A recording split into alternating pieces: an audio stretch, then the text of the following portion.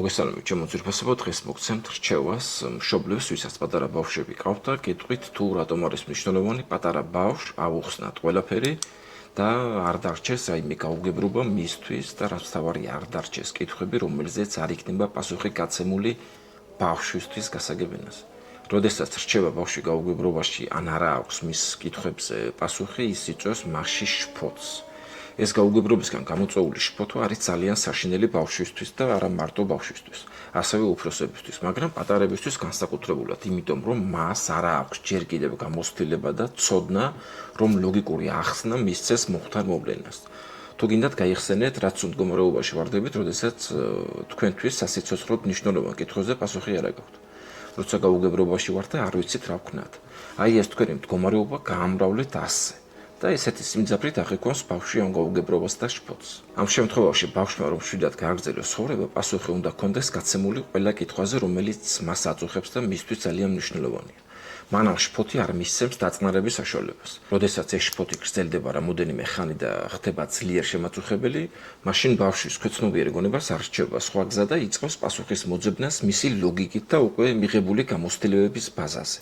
სადაც ცხოვრებისეული გამოცდილების და რაციონალური აზროვნების სიმწირის გამო ხდება ირაციონალური გადაწყვეტილების მიღება. ისეთი პასუხის მიღება, რომელიც არ არის ლოგიკასთან ახლოს და ხშირად ეს ირაციონალური გადაწყვეტილებები და პასუხები საკუთარ კითხვებზე ხდება ბავშვისთვის მათრამბირებელი სიტუაცია.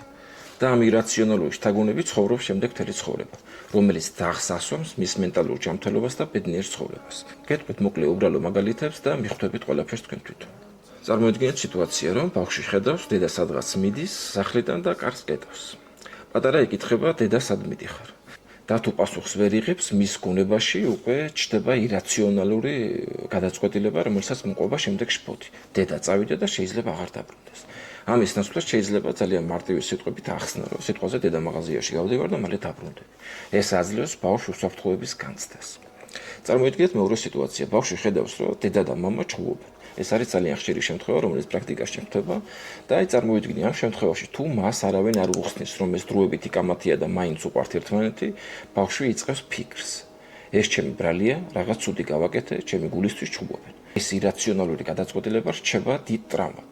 მაგრამ თუ მშობელი მიუთითებს, რომ ეს ჩვენი დიდი ადამიანების საქმეა და შენ არაფერ შუაში ხარ, ბავშვი აღარ აღიქვამს საკუთარ თავს დამნაშავედ და აღარ უჩნდება ეს დანაშაულის გრძნობა. კიდევ ერთი მაგალითი, ბავშვი ესწრება სიტყვაზე დაკრძალვას ან იგებს სიკვდილის ამბავს. თუ არავინ უხსნის რა მოხდა, ბავშვი თავისთავად იწყებს ფიქრს. მე თუ დავიძინე, მეც აღარ გავეღვიძე. ეს წარმოშობს ძლიერ შიშს, მაგრამ მშობლის სიტყვები და ახსნა, მაგალითად, როცა ადამიანი ხვდება, ის აღარ ბრუნდება, მაგრამ ჩვენ მას სულ ვიხსენებთ, ან გვიყვარს, ესე იგი ჩვენი დავალებაა, რომ თავარია დავამშვიდოთ და ავუხსნათ ეს სიტუაცია, რომ ეს კატასტროფა არ არის. ზუსტად ეს სიტყვები ამშვიდებს და ეხმარება გავუმკლავდეს რეალობას. ასევე შეგვიძლია განვიხილოთ სიტუაცია, როდესაც ბავშვი მიყავთ ექიმთან ვიზიტზე და არავინ უხსნის, რატომ უნდა გავუკეთონ სიტყვაზე ინექცია. გაუგებრობა აჩენს ძალიან დიდ შიშს. ეს მტკივნეული ალბათ რაღაც ცუდს მიპირებენ, მაგრამ მშობლის მარტივი ახსნა, ეს ამალი დაგეხმარება მალე გამოჯანმრთელებაში. მე შენთან ვარ, ხომ იცი ისეც არაფერს გაგიკეთებ, რასაც შეუძლია ტკივილი მოგაყენოს და ასე შემდეგ. ეს აძლევს ზუსტად ბავშვს უსაფრთხოების განცდას და აძლიერებს მას.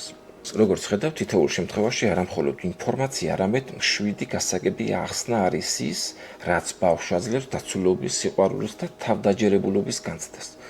არ გეგონოთ გაუგებრობაში დარჩენილი ბავშვის მიღებული ირაციონალური გადაწყვეტილებები სადმე მიდიოდეს. ისეთები როგორიც არის, არ ვარ კარგი, არ უყვარვარ, ჩემი ბრალია, მე ვარ დამნაშავე, არ ვიმსახურებ. ის ქვეცნობიერში რჩება, ფონად სულ თან დაგვდევს. ძალიან ხშირად ესეც ხდება, რომ ეს პრობლემა კონსერვირდება ჩვენს გონებაში, ჩვენს ქვეცნობიერში. თითქოს გაქრა, აღარ გვაწუხებს, მაგრამ მოხდება რაიმე მოვლენა ჩვენ ცხოვრებაში, რომელიც აღმოჩნდება გამშვები მექანიზმი ზუსტად იმ დაკონსერვებული პრობლემის, როგორც ტრიგერი და შემდეგ გვიქმნის პრობლემას. ძალიან ხშირად ხდება, როცა კარგი ემოციური კავშირი და სითბო არ აქვს ბავშვ-მშობელთან, შიშიდან გარკვეული სხვა მიზეზით ვერ ბედავს იმ კითხვის დასმას, რაც მას აწუხებს, რომლის პასუხიც მისთვის სიცოცხლისთვის მნიშვნელოვანია და ისევ იღებს ირაციონალურ გადაწყვეტილებას. და რა გადაწყვეტილება იქნება ეს, უკვე ღმერთმა იცის. 95% შემთხვევაში ეს ირაციონალური გადაწყვეტილება აღმოჩნდება მისთვის სავალალო. ასე რომ ძვირფასო მშობლებო, რადგან პასუხისმგებლობა აიღეთ საკუთარ თავზე და გააჩინეთ ბავშვი, დახალეს სიცოცხლე, კეთილი ინებეთ და იზრუნეთ მასზე ყოველგვარი მაგრამის გარეშე.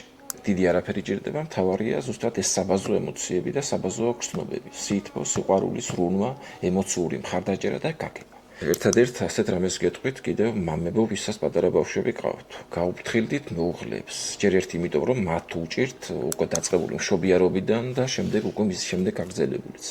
ისედაც გამოფიტული აქვთ ორგანიზმი, ჰორმონები არეული და დიდი აურზაურია მათ როგორც გონებაში, ასევე სხეულში. ამ ყველაფერს კიდევ ემატება დიდი პასუხისმგებლობა ბავშვის აღზრდის, მოვლის და ასე შემდეგ. მათი მენტალური ჯანმრთელობა არის ძალიან მნიშვნელოვანი, რომელიც პირდაპირ ბავშვზე მოქმედებს. რასაც გრძნობს დედა და რა მდგომარეობაშიცაა ზუსტად ისეა ბავშვიც. არ გეგონოთ სხვანაირად იყოს. დედას კი შეუძლია გაუმკლავდეს მის მდგომარეობას მეტნაკლებად, მაგრამ ბავშვს უკვე არ აქვს არანაირი ინსტრუმენტი ამ ყველაფრის გამკლავების. თუ დედა მენტალურად და ფიზიკურად ვერ არის კარგად, პირდაპირ აისახება ბავშვზე და მის ჯანმრთელობაზე. ბავშვი უთქმელათაც გრძნობს დედის მდგომარეობას და ძალიან ხშირად კიდე დედის საქციელითაც შვილის მიმართ, როცა უკვე დედას ნერვები აღარ ყოფნის და კივილწივილზეა გადასული. ჩაერთეთ აქტიურად მის აღზრდაში. ბავშვის გაჩენას არაფერი არ უნდა, მხოლოდ სქესობრივი აქტი ყოფნის. ხოლო მენტალურად და ფიზიკურად ჯანმრთელი ბავშვის აღზრდას კი პასუხისმგებლობა უნდა. აბა თქვენ იცით, გისურვებთ წარმატებებს და ასევე გამოიწერეთ ჩემი გვერდით, თქვენ აქ ნახავთ ძალიან ბევრ საინტერესო ინფორმაციას, რომელიც გამოგადგება ცხოვრებაში, რომელიც დაკავშირებულია უშუალოდ მენტალურ, ფიზიკურ ჯანმრთელობასთან და ასევე თუ როგორ გავიმუნჯობესოთ ჩვენი ცხოვრების ხარისხი. გისურვებთ კიდევ ერთხელ წარმატებებს.